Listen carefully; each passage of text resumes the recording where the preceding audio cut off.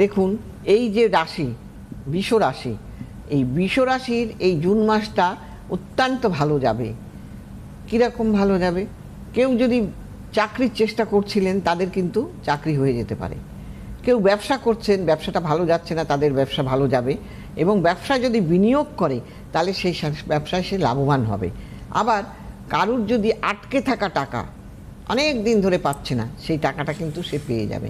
আবার যারা পড়াশোনা করছে তাদের পড়াশোনা করার ক্ষেত্রে একটু পরিশ্রম করলেই ভালো ফল পাবে। মানে এরা হচ্ছে বৃষ রাশির হতে হবে এবং রাশিটাকে ভালো জায়গায় থাকতে হবে, এই হচ্ছে কন্ডিশন। হ্যাঁ, বেশ। তো প্রেমের ক্ষেত্রে, পারিবারিক ক্ষেত্রে, সর্বক্ষেত্রেই কিন্তু এই মাসটা তাদের ভালোই কাটবে। কিন্তু চলাফেরায় একটু সাবধান এবং কাউকে কোনো ব্যাপারে কিছুতে সহিসাবুত করার ব্যাপারে সাবধান। আচ্ছা, ভালো করে বুঝে শুনে তারপরে কোনো জায়গায় কিছুতে স্বাক্ষর দেবেন, সই করবেন। আচ্ছা, তা না হলেই কিন্তু মুশকিলে পড়তে হবে। হ্যাঁ, তাই এইগুলো সব অনেক সময় দেখবেন না, মানুষ অখেয়ালে কিছু করে ফেললো, কিন্তু সেটা তো লোকে বুঝবে না, তার দায়টা তাকে নিতেই হবে। তুমি কেন করেছো? ঠিক।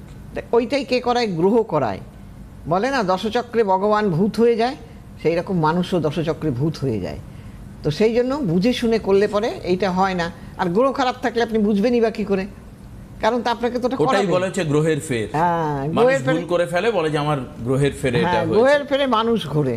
মানে মানুষ কি হয়, অনেক অনেক ক্ষেত্রে সে বুঝতে পারে যে আমি হয়তো বিপদে ফেসে যেতে পারি, তাও সে সেই রাস্তায় চলে যায়, সেখান থেকে কখনো রিফর্ম করতে রিব্যাক করতে সে পারে।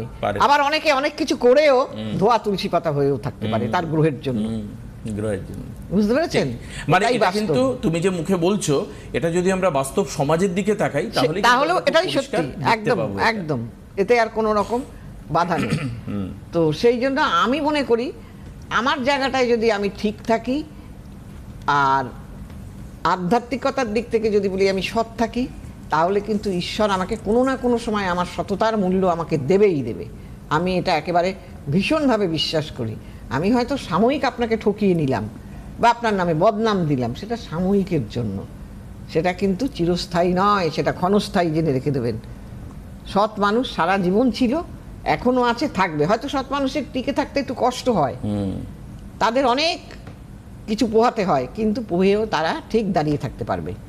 আর অসৎ মানুষ ক্ষণিকের জন্য, তাদের পড়ে যেতে হবে।